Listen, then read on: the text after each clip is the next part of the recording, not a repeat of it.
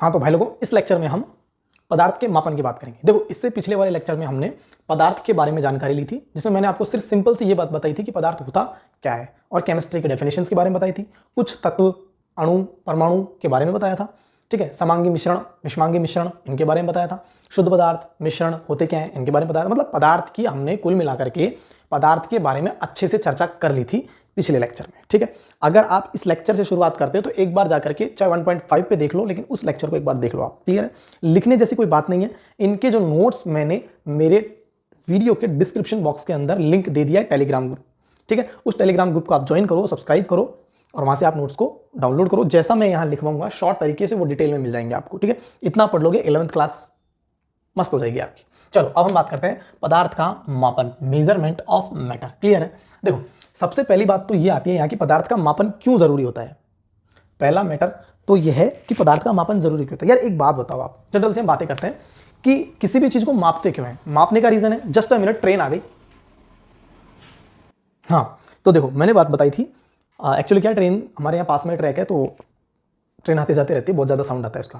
Clear है? आप disturb हो जाती है, तो इसलिए मैंने वीडियो को थोड़ा पोज करना पड़ा। अब देखो, बात करते हैं कि मापन की जरूरत क्यों पड़ती है। यार एक बात बताओ, आप किसी भी चीज को अगर परिमाण की जरूरत है, भाई आपने फिजिक्स में एक चीज पढ़ी होगी, परिणाम और परिमाण। परिणाम का मतलब होता है तो रिजल्ट, सीधा सीधा फल प्राप्त करना। जैसे आपका एग्जाम में रिजल्ट आ गया, परिणाम। परिमाण का मतलब होता है मात्रा,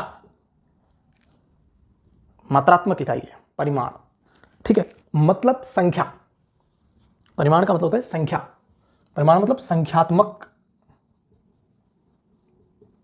रूप से दर्शाना। किसको दर्शाना? किसी भी पदार्थ को। अब संख्यात्मक रूप से कैसे दिखाओगे? जब उसमें उसकी क्या ऐड हो जाएगी? मात्रा। क्या ऐड हो जाएगी? मात्रा। अब बात को समझना है आप, जब तक किसी भी चीज का परिमाण नहीं होगा, जब तक किसी भी चीज का क्या नहीं होगा? परिमाण नहीं होगा। मतलब किसी पदार्थ का जब तक क्या नहीं होगा? परिमाण नहीं होगा, उसका आप संख्यात्मक मान नहीं बता सकते। और जब तक उस पदार्थ का संख्यात्मक मान नहीं बता सकते, तब तक ये समझो आप कि उस पदार्थ की मात्रा का कोई लेना देना नहीं है। तब तक उस पदार्थ की मात्रा का मतलब, पदार्थ की जो मात्रा आपने बताई है ना, जब तक उसमें कोई संख्या नहीं होगी, उसका कोई लेना देना नहीं होगा। मतलब जबकि विज्ञान में तो, इस तकनीकी दुनिया के अंदर तो संख्यात्मक मान बहुत ज्यादा क्या है? जरूरी है। भाई ये लेक्चर आपका ऐसे ही चलेगा, इसमें ज्यादा अपन समझाएंगे, खाली थ्योरेटिकल लेक्चर है, आप इसको सुनो, ध्यान से समझो। तो इसलिए मेजरमेंट की जरूरत पड़ती है। अरे कहने का मतलब, परिमाण का मतलब सही तरीके से जानकारी जुटा पाना। भाई क्या जुटा पाना? जानकारी जुटा पाना, अच्छे तरीके से आप उसकी जानकारी जुटा पाना। और बात को समझो थोड़ा, परिमाण, मापन का मतलब है तुलना कर सकते हो आप। अरे भाई जैसे मान लो, मैं एक एग्जांपल लूं कि मैं पैदल चल रहा हूं और मेरा साथ वाला दोस्त साइकिल से चल रहा है, तो आप कैसे मापोगे? बताओ। ऐसे बोलोगे तेज चल रहा है और धीरे चल रहा है, वो तो दिख रहा है। सर ये इतनी गति से चल रहा है, 10 किलोमीटर पर आवर, 10 किलोमीटर प्रति घंटा, और ये 1 किलोमीटर प्रति घंटा। जो पैदल चल रहा है वो 1 किलोमीटर प्रति घंटा, और जो साइकिल पे चल रहा है वो 10 किलोमीटर प्रति घंटा। तो दोनों की तुलना करने के लिए हमको उसको क्या करना पड़ा? मापना पड़ा। अब मैंने क्या बोला? 10 और 5 संख्या बोली। मैंने क्या बोला? 10 और 5 संख्या बताया कि संख्या से रूप में दर्शाना पड़ेगा, और उसका बता भी मैंने क्या दिया? परिमाण बता दिया। ठीक है, और उन दोनों की आपस में क्या कर दी? तुलना कर दी, और उसको, उस परिमाण को, उस संख्यात्मक मान के बाद में एक शब्द और लगाया है मैंने, किलोमीटर प्रति घंटा, ये और लगाया है। इसको हम बोलते हैं इकाई, इसको हम बोलते हैं इकाई, यूनिट। और बात करता हूं, चलो और बात करते हैं। जैसे मैं कोई दुकान पे गया और दुकान पे जाकर के मैंने बोला कि साहब तेल दे दो। मैंने बोला तेल दे दो, और साहब 1 किलो चीनी दे दो। मैंने बोला कि साहब तेल दे दो और 1 किलो चीनी दे दो। तो वो कंफ्यूज हो गया दुकान वाला। कंफ्यूज ऐसे हो गया कि उसने 1 किलो चीनी तो दे दी, लेकिन तेल के लिए पूछा कि कितना दूं। अरे तेल की मात्रा कितनी दूं सर, मुझे कोई संख्या बताओ। 1 दूं, 2 दूं, 3 दूं, 4 तेल दूं, 5 तेल दूं, बट कितना दूं? मैंने बोला 2 तेल दे दो। बात को समझना, मैंने बोला 2 तेल दे दो। क्या हो मतलब 2 तेल कैसे देगा वो? 2 तेल कोई बॉटल थोड़ी है, अरे कोई चीज ऐसी कोई वो थोड़ी है जो उठा के 2 तेल दे दिया, नहीं। हमको उसमें करना क्या पड़ेगा भैया, एक संख्यात्मक रूप से बताना पड़ेगा, उसको मापना पड़ेगा तेल को, इस पदार्थ को हमको मापना पड़ेगा संख्यात्मक रूप से, और इसके बाद संख्यात्मक मान, इस मात्रात्मक मान के अंत में या बाद में एक इकाई या यूनिट का प्रयोग करना पड़ेगा उसको मापने के लिए। तो मैं बोलूंगा कि सर जी 1 लीटर तेल दे दो, सर जी 1 लीटर तेल दे दो। हम प्लॉट लेने गए, ठीक है, घर पे ये क्या हो गया, लाइट क्या हो रहा है, हम प्लॉट लेने गए, हमने बोला इतना लंबा और इतना चौड़ा प्लॉट है हमारा। समझ में आया? समझ में ही नहीं आया कितना लंबा और कितना चौड़ा प्लॉट है। तो प्लॉट मतलब पदार्थ है, जमीन है, ठीक है। तो हम बात कर रहे हैं, ये क्या हो रहा है ना। तो देखो थोड़ा सा वीडियो में थोड़ा प्रॉब्लम हो सकती है क्योंकि लाइट थोड़ी डिम ज्यादा हो रही है, ठीक है, तो आप थोड़ा एडजस्ट कर लेना भैया। तो बात क्या कर रहे थे हम कि प्लॉट लंबा और चौड़ा कितना देना, तो लंबा चौड़े की बात हो रही है यहाँ पे। तो मैं बताऊंगा लंबाई सर इतनी लंबाई है, इतनी चौड़ाई है, और इस क्षेत्रफल का इतना लंबा है, जैसे 2 मीटर लंबा है और 2 मीटर चौड़ा है, तो सर जी 2 दूनी 4 मीटर स्क्वायर इतने क्षेत्रफल का हमारा क्या है, प्लॉट है, जो भी जमीन का हिस्सा जो भी है। तो आपने किया क्या, मापन के लिए उसके परिमाण को संख्यात्मक रूप से बताया, और संख्यात्मक मतलब मात्रात्मक रूप से बताया, और उसके बाद में क्या लगाई, इकाई लगाई, तब जाके उसने उस पदार्थ की हमको सही तरीके से क्या मिली, जानकारी मिली। मतलब उसकी हम अब अच्छे से क्या बना सकते हैं, रिपोर्ट बना सकते हैं, अच्छे तरीके से उसकी तुलना कर सकते हैं। इसलिए बेटा पदार्थ का मापना बहुत बहुत जरूरी होता है। मेरे हिसाब से अब ये बात आपके समझ में आ गई होगी कि पदार्थ का मापन क्यों किया जाता है। क्लियर है? अब हम बात करेंगे पदार्थ के मापन के लिए 2 प्रकार होते हैं। भाई किसी भी पदार्थ को मापा जाता है अलग अलग तरीके से। अब देखो पदार्थ कितने प्रकार के होते हैं, 2 प्रकार के, गुणधर्म के अकॉर्डिंग। भाई पदार्थ को, मैटर को उसकी प्रॉपर्टीज के अकॉर्डिंग 2 टाइप से बांटा जाता है। एक तो है भौतिक गुणधर्म, एक है रासायनिक गुणधर्म। ध्यान से समझो, सिर्फ एक है भौतिक गुणधर्म, एक है रासायनिक गुणधर्म। मैं लिख देता हूं, पदार्थ कितने गुणधर्म है, कितने गुणधर्म है, 2। एक कौन सा है, भौतिक, और एक कौन सा है, रासायनिक। अब पहले आप ये समझो भौतिक और रासायनिक का मतलब। भौतिक का मतलब है यहां पर कि आप उसको आउटर साइड से देखोगे, बाहरी तरफ से देखोगे, खाली उसकी बाहर से अवस्था देखोगे, उसकी फेज देखोगे, उसकी स्टेट देखोगे कि वो बाहर से कैसा दिखाई देता है, बाहरी रूप की चर्चा चलाओगे। जैसे मैंने बोला, ध्यान समझना, उसके रंग, अरे बाहर से दिखेगा काला, गोरा, पीला, नीला, हरा, गुलाबी, जो भी है, उसमें कैसी गंध आ रही है, उसका कितना द्रव्यमान है, उसका कितना क्वथनांक है, इनकी चर्चा चलाएंगे हम धीरे धीरे बाद में। उसका कितना गलनांक है, उसका कितना आयतन है, उसका कितना क्षेत्रफल है, इन सब की चर्चा, इन सभी को भौतिक गुणधर्म बोलते हैं। मतलब ये बदलते, ठीक है, ये सब क्या है, फिक्स्ड रहते हैं। ये सब क्या है, फिक्स रहते हैं, ऐसा नहीं है कि बदलते नहीं है, ठीक है। तो इनको हम माप सकते हैं, इनको हम क्या कर सकते हैं, माप सकते हैं, इनको मेजर कर सकते हैं। भौतिक राशियों को हम क्या कर सकते हैं, मेजर कर सकते हैं। भैया रासायनिक राशियों को भी मेजर किया जा सकता है, बट इनमें क्या होता है कि रंग बदल जाता है, अवस्था बदल जाती है, गैस निकलने लग जाती है, अभिक्रिया होने लग जाती है, अभिक्रिया में परिवर्तन आ जाता है, अभिक्रिया क्रियाशील हो जाती है, कुछ अम्लता के गुण आ जाते हैं, कुछ क्षारता के गुण आ जाते हैं। बात को समझना, कुछ क्षारता के गुण आते हैं, इतने सारे परिवर्तन, मतलब यहाँ पे परिवर्तन हो जाता है, यहां बदल जाती है चीज, एक अभिकारक दूसरे उत्पाद में बदल जाता है, अभिक्रिया हो जाती है। तो यहां कब मापन संभव है, यहां मापन संभव है, बात को ध्यान से समझ लेना, यहां मापन संभव है कब, परिवर्तन के बाद। मतलब समझो बात को, मैंने बोला जल है, अब जल खट्टा है, तो क्या अकेला जल खट्टा है क्या, नहीं। जैसे मैं उसमें नींबू मिलाऊंगा या जो कोई खट्टा पदार्थ मिल जाऊंगा, तब जाके जल क्या हो जाएगा, खट्टा। मतलब परिवर्तन करने के बाद उसको मापना पॉसिबल है कि वो कितना अम्लीय है या कितना क्षारीय है। बात को समझना, मतलब रासायनिक गुणधर्म रासायनिक जो राशियां होती है, गुणधर्म होते हैं, उनको परिवर्तन के बाद मापना संभव है, जबकि भौतिक राशियों को बिना परिवर्तन किए, बिना बदले आसानी से मापा जा सकता है। बिना परिवर्तन के मापा जा सकता है, इस बात को ध्यान रखना, ये स्टेटमेंट्स में पूछ ली जाती है। बिना परिवर्तन के मापा जा सकता है किनको? भौतिक राशियों को। क्लियर है? अब हुआ क्या कि कौन सी भौतिक राशि है जिनको हम आसानी से माप सकते हैं? भाई कौन सी भौतिक राशियां हैं जिनको हम आसानी से माप सकते हैं? तो क्या था, एक SI इंटरनेशनल मेजरमेंट्स यूनिट्स, एक ये समझो कमेटी आई और उसने बोला कि भाई हम इस संसार को, इस दुनिया को 7 आधारभूत इकाइयां दे रहे हैं, 7 आधारभूत भौतिक राशियां दे रहे हैं। भाई SI सिस्टम आया, ये फिजिक्स में भी है, SI यूनिट सिस्टम आया, अंतरराष्ट्रीय मानक पद्धति लिख लेना है ना।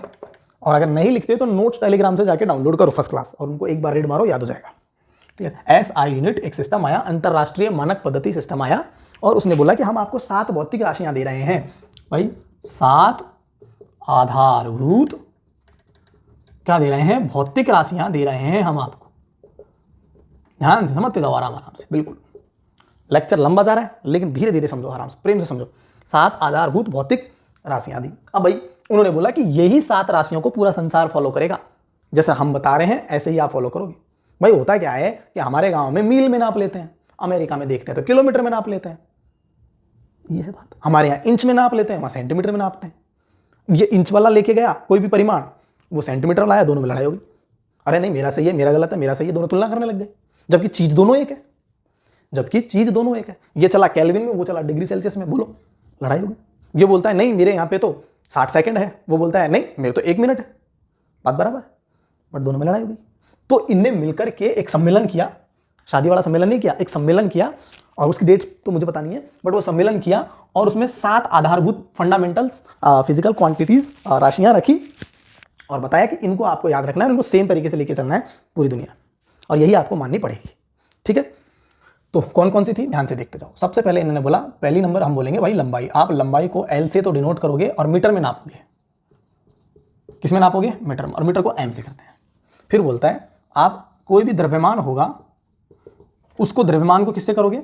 M से तो डिनोट करोगे, और क्या बोलोगे? किलोग्राम, केजी में। ठीक है, मतलब द्रव्यमान हमेशा केजी में ही मापा जाता है। ठीक है। तीसरा, आप समय की बात करते हो तो हम समय को स्मॉल t से डिनोट करेंगे, मापेंगे किसमें? सेकंड में, और सेकंड को लिखोगे SEC में।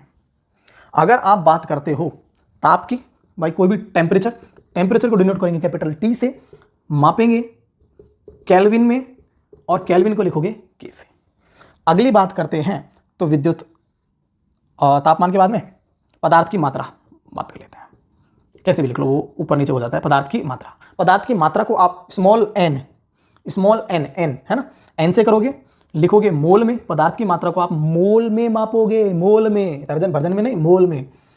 ठीक है, पदार्थ की मात्रा को मोल में मापोगे और मोल को लिखोगे MOL से। छठे नंबर पे विद्युत धारा, पूरी दुनिया में विद्युत धारा को I से डिनोट करते हैं, एम्पियर बोलते हैं, और एम्पियर को AMP से भी प्रदर्शित करते हैं। और 7 नंबर पे आती है आपकी ज्योति तीव्रता। ये लाइट आती है ना, लाइट इंटेंसिटी, अरे कोई भी प्रकार की लाइट की इंटेंसिटी, उसको IV से डिनोट करते हैं, कैंडेला लिख लेना हिंदी में, कैंडेला।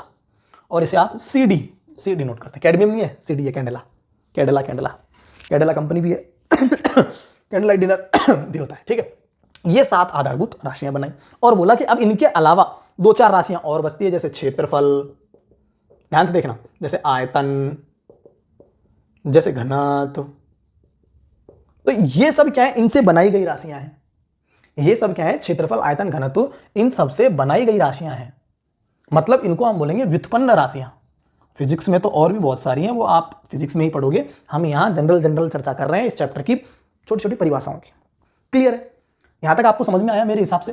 तो 7 तो ये आपको याद रखने हैं। लंबाई L मीटर M, द्रव्यमान M किलोग्राम केजी, समय T सेकंड SEC, ताप T केल्विन K, पदार्थ की मात्रा N मोल मोल, विद्युत धारा I एम्पियर एम्पियर, ज्योति तीव्रता IV कैंडेला और CD।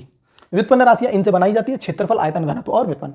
क्लियर है? अब देखो कैसे बनाई जाती है मैं आपको थोड़ा सा इसको भी समझा देता हूँ। जैसे जैसे मान के चलो क्षेत्रफल की बात करें, यहीं कर लेते हैं इसको, थोड़ा सा यहीं खेल लेते हैं इसको, इधर उधर खेलते नहीं है, ठीक है। देखो क्षेत्रफल की बात, क्षेत्रफल होता क्या, आपने सभी ने बचपन से पढ़ते आ रहे हो, लंबाई गुणा चौड़ाई। अरे आप पढ़ रहे हो ना भाई, क्षेत्रफल पढ़ते हो, लंबाई गुणा चौड़ाई, और लंबाई भी लंबाई और चौड़ाई भी लंबाई है यार भाई, ये लंबाई है ना, समझना बात को भाई। कोई भी चीज़ जैसे मान के चलो मैं क्या लूँ भाई लंबाई के लिए, मैं अच्छी सी कुछ भी, हाँ देखो ये मान लो ये पेन है, अब ये इसकी लंबाई है तो इसकी चौड़ाई मतलब मोटाई भाई, देखो ना ये देखो कितना चौड़ा है यहाँ से आगे से, ये लंबाई है और ये क्या है इसकी चौड़ाई, चौड़ाई मतलब मोटाई। तो इसको भी तो मीटर में नापोगे या सेंटीमीटर में नापो जो भी, लेकिन नापोगे इसको मीटर में, सेंटीमीटर में, इंच में जो भी है, और इसको भी आप मीटर सेंटीमीटर इंच में, मतलब कहने का मतलब इसको भी एल में नापोगे, इसको भी एल में। अरे एल से, लंबाई को एल से डिनोट करते हैं, मतलब कहने का एल को भी मीटर से करोगे, एल को भी मीटर से करोगे, दोनों मिला करके एल स्क्वायर या मीटर स्क्वायर। क्षेत्रफल मतलब मीटर स्क्वायर, कहीं भी मीटर स्क्वायर दिख जाए ना, मीटर स्क्वायर दिख जाए, या मीटर स्क्वायर से छोटा सेंटीमीटर स्क्वायर दिख जाए, या सेंटीमीटर स्क्वायर से छोटा इंच स्क्वायर दिख जाए, या किलोमीटर स्क्वायर दिख जाए बहुत बड़ा, तो हमेशा वो किसका, क्षेत्रफल का, किसका, क्षेत्रफल का। अब ऐसे ही बात करते हैं आयतन। आयतन क्या होता है बताओ? अरे किसी भी पदार्थ के द्वारा घेरा गया स्थान, किसी भी पदार्थ के द्वारा घेरा गया स्थान क्या है? आयतन। भाई जैसे मान लो मैं सिलेंडर लाया, अब सिलेंडर की गोलाई होती है, उसको आप चौड़ाई समझो, सिलेंडर की जो ऊंचाई होगी, ठीक है, उसको लंबाई समझो, और बेस होगा, ठीक है। तो लंबाई, चौड़ाई और ऊंचाई मतलब गहराई, क्लियर है? लंबाई, चौड़ाई और ऊंचाई मतलब गहराई। अरे कुआं समझो, कुएं की भी कुछ लंबाई होगी, कुछ गहराई होगी, कुछ चौड़ाई होगी ना? अरे होगी। अरे भाई ये गोल गोल यूं लंबा ऐसा। अब और समझो, जैसे मान लो और मैं कुछ एग्जांपल आपको दिखा देता हूँ। जैसे मान लो मेरे पास ये है, ठीक है, ध्यान से देखो।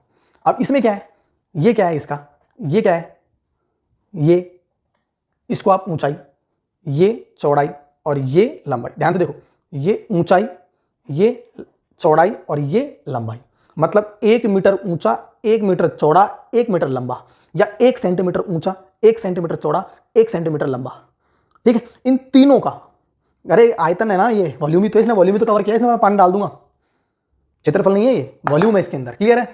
क्लियर है? तो लंबाई गुणा आयतन क्या होता है? आयतन होगा लंबाई गुणा चौड़ाई और गुणा ऊंचाई। तो इसको भी आप एल से करोगे, इसको भी एल से करोगे, इसको भी एल से करोगे, दोनों बात, तीनों तो बात एक ही है। इसको भी मीटर में, इसको भी मीटर में, इसको भी मीटर, तीनों को गुणा करोगे तो मीटर क्यूब। अब कोई भाई ऐसा बैठा हो कि सर ये मीटर स्क्वायर कैसे हुआ? अरे भाई किसी भी राशि के ऊपर घात 1 मानी जाती है तो गुणा में आधार समान होने पर घातें जुड़ जाती है। गुणा में आधार समान होने पर घातें क्या हो जाती है? जुड़ जाती है। भाई इस पे भी 1 घात, इस पे भी 1 2, तो एल स्क्वायर हो गया। मीटर पे 1 घात, मीटर पे 1 घात पावर, तो दोनों की घात मिलकर के मीटर स्क्वायर हो गया। इस पे भी 1 घात, इस पे भी 1 घात, इसके भी 1 घात, तो कितनी घात हो गई? 3 घात, मतलब 3 जुड़ गई तो मीटर क्यूब बन गया। और मीटर क्यूब का मतलब ही क्या है? आयतन। मीटर क्यूब का मतलब ही क्या है? आयतन। क्लियर है? बोलो यहां तक आपको समझ में आया? अब हम थोड़ा और खेल लेते हैं आयतन पे, तो क्योंकि आपको बहुत काम में आता है, बहुत परेशान करता है आपको, मैं आपको बहुत अच्छे से समझा देता हूँ। क्लियर है? स्क्रीनशॉट मार लेना इसका। चलो भाई आ लो, अब हम बात करते हैं कुछ और चर्चा चलाते हैं और देखते हैं। देखो भाई और क्या निकल के आता है इसके अंदर से। लेक्चर थोड़ा सा हमारा लंबा तो हो गया, लेकिन कोई बात नहीं, भी है हमारे टाइम लिमिट में, है अभी लेक्चर की लिमिट के अंदर। जैसे मान के चलो, देखो बात को समझना, हम आयतन लेते हैं, क्षेत्रफल के बारे में आप अच्छे से शुरू से जानते हो। देखो जैसे मान के चलो मैंने 1 मीटर लंबा, 1 मीटर चौड़ा और 1 मीटर गहरा एक खड्डा खोदा, तो बन गया भैया वो 1 मीटर क्यूब। कितना बन गया? 1 मीटर क्यूब। और उस 1 मीटर क्यूब के अंदर पता है कितना पानी आ सकता है, कितनी गैस आ सकती है, कितना द्रव डाल सकते हो? 1000 लीटर। कितना द्रव डाल सकते हो? 1000 लीटर। मतलब 1 मीटर क्यूब का मतलब 1000 लीटर होता है। रट लेना, याद कर लेना, समझा दिया मैंने। 1000 लीटर, 1000 लीटर की बात हो रही है। चलो 1 मीटर में कितने सेंटीमीटर होते हैं भाई? 100 सेंटीमीटर, 100 सेंटीमीटर, 100 सेंटीमीटर, है ना? अब इन तीनों को फिर गुणा कर डालो, कितना आ जाएगा? 2 2 4 और 2 6, 1 लाख। अरे 6 जीरो हो गई ना, 1 2 3 4 5 6, और सेंटीमीटर पे भी 1 पावर, सेंटीमीटर पे भी 1 पावर, सेंटीमीटर पे भी 1 पावर, तो क्या बन गया? Centimetre cube. अब यार इतना बड़ा संख्या लिखना अच्छी बात है क्या? गलत बात है, ये तो बहुत ज़्यादा गलत बात है। इसको सही करो भाई। सही कैसे करें? 1 2 3 4 5 6, 1 10 की घात 6, इसको वैज्ञानिक निरूपण बोलते हैं, साइंटिफिक नोटेशन। इसको मैं बताऊंगा आपको नेक्स्ट क्लास के अंदर, इस पर भी चर्चा करेंगे। सार्थक अंक, साइंटिफिक नोटेशन, गुणा भाग जोड़ बाकी कैसे किए जाते हैं केमिस्ट्री के अंदर। क्लियर है? चलो भाई, 10 की घात 6 सेंटीमीटर क्यूब का मतलब है 1000 लीटर। चलो भाई, बहुत अच्छी बात है। क्लियर है? और छोटा कर डालो भैया, 100 सेंटीमीटर में होते हैं 10 डीएम डेसीमीटर। 100 सेंटीमीटर में होते हैं 10 डीएम डेसीमीटर। 100 सेंटीमीटर में होते हैं 10 डीएम डेसीमीटर। अब बताओ, इनको भी गुणा कर डालो।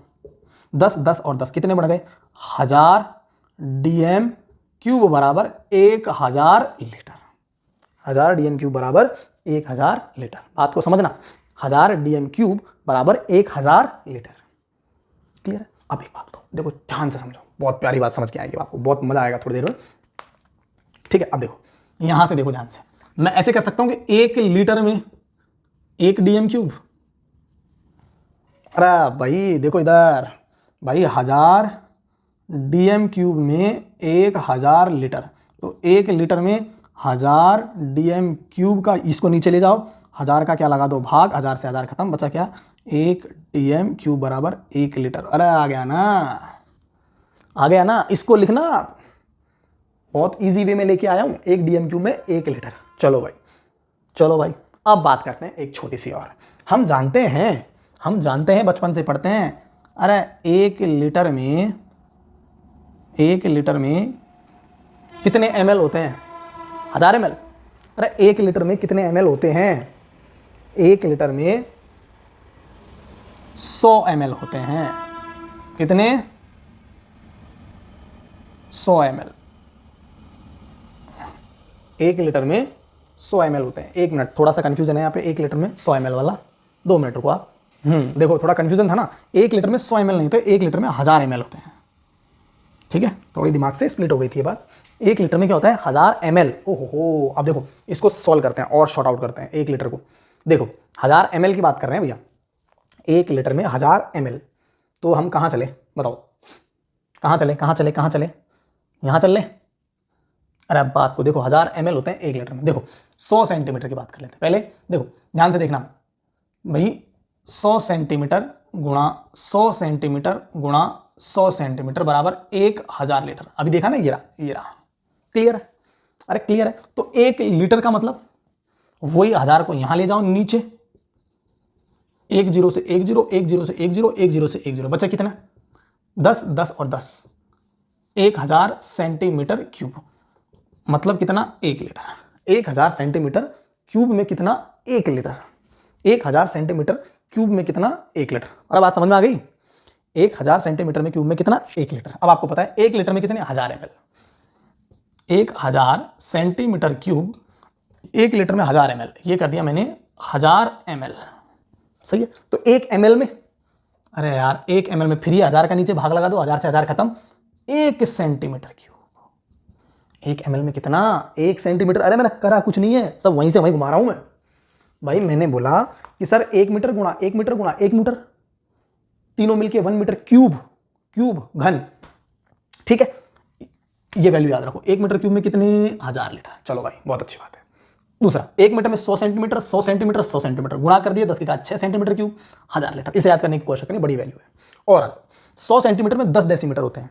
100 सेंटीमीटर में 10 डेसीमीटर होते हैं। 100 सेंटीमीटर में 10 डेसीमीटर होते हैं। क्लियर है? 10 डेसीमीटर मतलब 1000 डेसीमीटर क्यूब। अब ये भी याद रखो आप, 1000 डेसीमीटर क्यूब में कितना होता है? 1000 लीटर। तो 1 डेसीमीटर क्यूब में कितना होगा? 1 लीटर। मैंने ये पॉसिबल को यहां समझा दिया आपको। 1000 डेसीमीटर क्यूब में 1000 लीटर, 1 डेसीमीटर क्यूब में 1 लीटर। कैसे? 1000 डेसीमीटर क्यूब में 1000 लीटर, 1 लीटर का मतलब 1000 का भाग लगा दो, 1000 से 1000 खत्म, 1 डेसीमीटर। अब फिर से मैंने सेंटीमीटर उठाया, बात को समझना, फिर मैंने सेंटीमीटर को फिर उठाया। 100 सेंटीमीटर 100 सेंटीमीटर 100 सेंटीमीटर बराबर हमने पढ़ा है 1000 लीटर। अरे पढ़ा ना भी। अब हमको पता है तो 1 लीटर में कितना सेंटीमीटर क्यूब हो सकता है? सिंपल सी बात है, ये 1000 को फिर नीचे भाग लगा दिया, 0 0 0 खत्म, 0 0 खत्म, तो मतलब बचा कितना? 1000 सेंटीमीटर। ये भी आपको रटना है। अरे रटने का तो खैर है ही नहीं, लेकिन याद तो करना पड़ेगा। तो 1000 सेंटीमीटर क्यूब में 1 लीटर, 1000 सेंटीमीटर क्यूब में 1 लीटर। ठीक है? अब हमने पढ़ा है कि 1 लीटर में 1000 ml होते हैं। 1 लीटर में 1000 ml होते हैं। तो मैंने कुछ नहीं किया, 1 लीटर में 1000 ml रख दिए। अब 1000 ml रख दिए तो मुझे तो 1 ml की वैल्यू चाहिए। 1 ml के लिए फिर 1000 का नीचे भाग लगा दो, 1000 से 1000 खत्म, 1 सेंटीमीटर। ये बहुत ज्यादा इंपॉर्टेंट है, असली ये स्टार है। मतलब हमको यहाँ केमिस्ट्री के अंदर जो एसिड बेस सॉल्ट जो भी फंक्शनल ग्रुप आगे बात करेंगे इनके लिए, जो भी आप पदार्थ लोगे ना प्रैक्टिकल करने के लिए, पढ़ने के लिए, समझने के लिए, सोचने के लिए, जो भी काम करने के लिए, जो भी आप लोगे ना भैया, 1000 लीटर में थोड़े लोगे यार, ट्रैक्टर की ट्रॉली के बराबर आता है, इतना थोड़ी लोगे, 1 लीटर एक इतना H2SO4 थोड़ी लोगे, एक पानी की बोतल के बराबर, मर जाओगे। आपको लेना है बेटा 1 ml, 2 ml, 3 ml। तो आपको याद रखना है 1 ml का मतलब 1 सेंटीमीटर क्यूब, मतलब 1 सेंटीमीटर, ऐसा समझो 1 सेंटीमीटर लंबा, 1 सेंटीमीटर चौड़ा, 1 सेंटीमीटर ऊंचा। मैं और समझा दूं, और समझ लो, ये मैंने बनाया। अब बात को समझो, ये और ये क्या है, चौड़ा, ये क्या है, लंबा, और ये क्या है, ऊंचा। बस 1 सेंटीमीटर लंबा, 1 सेंटीमीटर चौड़ा और 1 सेंटीमीटर ऊंचा। क्यूब भी तो है, तो इसका क्या होगा, आयतन। तो आयतन की मैंने आपसे बात कर तो ली। अरे बोलो आया क्या समझ में? इसको लिखो, आप इसको मारो स्क्रीनशॉट, फटाफट लिखो भाई। हाँ, तो मुझे उम्मीद है आपने लिखा होगा और समझा होगा अच्छे से, ठीक है। फिर भी नहीं समझ में आया तो एक बार आप इस पीछे से जाकर के 2 बार 10 सेकंड पीछे चल जाओ, 20 सेकंड पीछे चल जाओ, एक बार देख लो, याद हो जाएगा। अब हम बात करते हैं, आयतन की बात कर ली, अब हम बात करते हैं घनत्व। एक चीज समझाऊंगा आपको मैं, घनत्व को बोलते हैं डेंसिटी। और इनके notes Telegram channel, description link याद रखना, description link Telegram channel, okay. Subscribe share like सब करो यार, पढ़ाऊंगा पूरा अच्छे से, पढ़ाने की पूरी कोशिश करूंगा। घनत्व, डेंसिटी, देखो डेंसिटी का मतलब समझो आप। डेंसिटी का मतलब है कि कोई पदार्थ है, ठीक है। अब मैं पदार्थ बना रहा हूं 2 टाइप से, एक मैंने ये पदार्थ बनाया, ध्यान से समझना, एक मैंने ये पदार्थ बनाया। अब देखो इसमें कण है 1 2 3 4 और 5, इसमें भी 1 2 3 4 और 5, ठीक है। बताओ कण दूर कहां कहां है? अरे इसमें कण ज्यादा दूर है, कण कहां है, दूर दूर है, और यहां कण क्या है, पास पास है। अब एक बात बताओ ध्यान से, आयतन, आयतन भाई बॉक्स है ना, ये क्यूब है, घन है वही। अब आयतन की बात करते हैं, आयतन किसका ज्यादा है? आयतन इसका ज्यादा है। अरे आयतन क्या है, इसका ज्यादा है, और इसका आयतन क्या है, कम है। तो कहने का मतलब, अब देखो, जिसके कण ज्यादा उसका द्रव्यमान ज्यादा, जिसके कण कम उसका द्रव्यमान कम। बट दोनों में कणों की संख्या तो बराबर है, लेकिन प्रति इकाई कण, प्रति इकाई आयतन, जो कण हैं वो दूर दूर हैं। जो कणों की व्यवस्था है ना प्रति इकाई पर, जो एरिया कवर कर रहा है ना कण, वो क्या है, दूर दूर है। लेकिन यहां प्रति इकाई आयतन में कण क्या है, चिपके हुए हैं, पास पास हैं, चिपक के दो। जैसे मान के चलो एक रूम है और उसमें ठूस दिए 70 बच्चे, और उसी रूम में दूसरे दिन 7 ही बच्चे हैं। अब बताओ किसका घनत्व ज्यादा होगा, 70 वाले। कहने का मतलब यह है कि जिसके अंदर कण क्या हो, पास पास एकदम चिपके हुए, खतरनाक तरीके से सटे हुए, मजबूत, उनको बोलते हैं बेटा घनत्व। ये तो भाई साधारण भाषा, समझ गए होंगे बाप भाई। आयतन ज्यादा तो घनत्व क्या हो गया, कम। आयतन कम तो घनत्व क्या हो गया, ज्यादा। ये तो खैर रिलेशन है, समझ में आ गई होगी आप। मैंने बोला ना अभी आपसे, प्रति इकाई आयतन द्रव्यमान, प्रति इकाई आयतन द्रव्यमान को कहते हैं घनत्व। लिख लेना, मैं लिख देता हूं, प्रति इकाई आयतन में कणों का द्रव्यमान, प्रति इकाई आयतन में कणों का द्रव्यमान क्या कहलाता है, घनत्व कहलाता है। लिख लेना, मेरी राइटिंग समझ में तो भी लिख लेना, मैं बोल रहा हूं तो भी। प्रति इकाई आयतन में कणों का द्रव्यमान क्या कहलाता है, घनत्व। घनत्व को बेटा डी से, अरे घनत्व को भैया डी से रिप्रेजेंट करते हैं। तो प्रति के लिए बटे का लगाते हैं साइन। आयतन, प्रति आयतन में क्या, कणों का द्रव्यमान, किसका, कणों का द्रव्यमान। प्रति इकाई आयतन में कणों का द्रव्यमान क्या कहलाता है, घनत्व कहलाता है। इसको बोलते हैं मास, इसको बोलते हैं वॉल्यूम, इसको इसको भैया m से करते हैं, इसको v से कर सकते हैं। d बराबर m/v, ये निकल के आ गई घनत्व की परिभाषा, घनत्व का formula, mass upon volume, mass upon volume. अब देखो एक बात, d बराबर, ध्यान से देखना, मैं नीचे 1 कर दूं तो यहाँ m/v। अब बताओ d और v एक दूसरे के उल्टे हैं कि नहीं है, हैं? अरे d और v एक दूसरे के क्या है, उल्टे, व्युत्क्रमानुपाती। अरे d व्युत्क्रमानुपाती का साइन है ये, m/v। अरे बात अगर देखो ध्यान से, अगर मैं इसको यूं लिखता m, तो इसका मतलब है d बराबर m, लेकिन मैंने लिखा m अपॉन v, मतलब ये d m upon v, d और v ये दोनों क्या हैं, उल्टे, ये दोनों क्या हैं, उल्टे, इसलिए इसको बोलते हैं व्युत्क्रमानुपाती। कहने का मतलब ये है कि अगर आप इसको बढ़ाओगे, आयतन को बढ़ाओगे, तो घनत्व क्या हो जाएगा, कम। सीधी सी बात है, आयतन बढ़ाओगे कणों की संख्या कम पड़ने लग जाएगी प्रति इकाई आयतन में, आयतन बढ़ाओगे प्रति इकाई आयतन में कणों की संख्या कम पड़ने लग जाएगी, आयतन को कम करोगे प्रति इकाई आयतन में कणों की संख्या अपने आप ही चिपकती जाएगी, सटीक हो जाएंगे। ठीक है, v बढ़ाओगे d कम हो जाएगा, या फिर आप v को कम करोगे, आयतन को कम करोगे तो घनत्व भी बढ़ जाएगा, आयतन को कम करोगे तो घनत्व भी क्या हो जाएगा, बढ़ जाएगा, आयतन को कम करोगे तो घनत्व भी बढ़ जाएगा। ये रिलेशन याद रखना भैया। चलो अब हम नेक्स्ट लास्ट बात कर लेते हैं ताप की। ताप क्या होता है भाई? ताप को हम ऐसे तो अच्छे से पूरा एक्सप्लेन करेंगे थर्मोडायनेमिक्स में, ऊष्मागतिकी में, लेकिन यहां हम बात करेंगे ताप एक्चुअल में होता क्या है। ताप होता है किसी भी चीज के गर्म या ठंडा होना। ताप क्या होता है? किसी भी चीज का गर्म या ठंडा होना। हमने देखो आयतन पढ़ लिया, घनत्व पढ़ लिया, ताप पढ़ते हैं। ताप होता है टेम्परेचर, इसको करते हैं कैपिटल टी से, है ना। किसी भी चीज का ठंडा या गर्म होना, उसी को बोलते हैं ताप। बस अभी इतना ही। ताप की देखो 3 इकाई होती है, याद रखना। एक होता है डिग्री सेल्सियस, दूसरा होता है डिग्री फ़ारेनहाइट, और तीसरा होता है केल्विन। ठीक है, डिग्री सेल्सियस, डिग्री फ़ारेनहाइट और केल्विन, ये 3 क्या होती है? ताप को मापने की इकाइयां होती है। ठीक है, इनमें एक रिलेशन होता है, उस रिलेशन को आपको याद रखना है। देखो, डिग्री फ़ारेनहाइट बराबर होता है 9/5 degree Celsius plus 32, I think यही होगा। 9/5 डिग्री सेल्सियस प्लस 32, ये फ़ारेनहाइट, डिग्री फ़ारेनहाइट। ठीक है, degree Fahrenheit 9/5 degree Celsius plus 32। और एक रिलेशन होता है K बराबर 0 डिग्री सेल्सियस प्लस 273.15, एक ये रिलेशन होता है। ये संबंध आए कैसे, ये भी हम थर्मोडायनेमिक्स में बात करेंगे पूरी चर्चा से। अभी हम इस चैप्टर की खाली सामान्य जानकारी ले रहे हैं। ठीक है, ताकि आपको याद रहे कि सर तापमान, मैं लिख दूं डिग्री सेल्सियस तो आप समझ जाओगे तापमान इकाई है, मैं लिख दूं फ़ारेनहाइट तो आप समझ जाओ तापमान की इकाई है, मैं लिख दूं केल्विन में तो आप समझ जाओगे केल्विन में। अब डिग्री फ़ारेनहाइट, अगर डिग्री सेल्सियस दे रखा है तो फ़ारेनहाइट निकाल सकते हो, अगर फ़ारेनहाइट दे रखा है तो सेल्सियस निकाल सकते हो, अगर केल्विन दे रखा है तो डिग्री सेल्सियस निकाल सकते हो, अगर डिग्री सेल्सियस दे रखा है तो केल्विन निकाल सकते हो। आप आपस में इन तीनों को आराम से एक दूसरे से एक्सचेंज कर सकते हो। तो ये आज आपका होमवर्क होगा, याद रखना, होमवर्क लिख लो। होमवर्क है आपका जल का क्वथनांक होता है। क्वथनांक का मतलब समझते हो ना, उबलना, जिस ताप बिंदु पर जल उबलना स्टार्ट कर दे। जल उबलता है भैया 100 डिग्री सेल्सियस पर, तो आप इसको किसमें, फ़ारेनहाइट में निकालोगे और केल्विन में निकालोगे, फ़ारेनहाइट में निकालोगे और केल्विन में निकालोगे। ठीक है, बताना मुझे।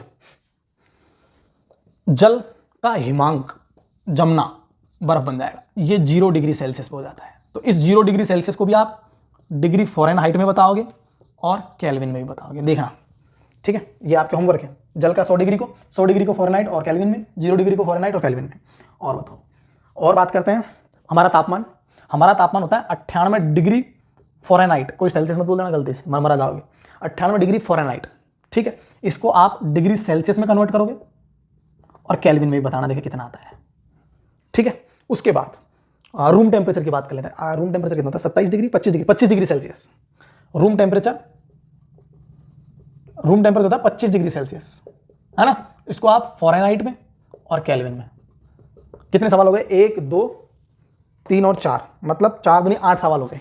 ठीक है, इन 8 सवाल को आप कमेंट बॉक्स में ज़रूर, अगर यहाँ तक पहुँच गए तो कमेंट ज़रूर करना, इनको सॉल्व करके मुझे बताना। 25 डिग्री सेल्सियस को फ़ारेनहाइट केल्विन में, 98 डिग्री फ़ारेनहाइट सेल्सियस में केल्विन में। अरे सिंपल सी मैथमेटिक्स लगानी है, इतना सा तो आपको आता होगा। ठीक है, ये दोनों फॉर्मूले हैं, इनको याद रखो।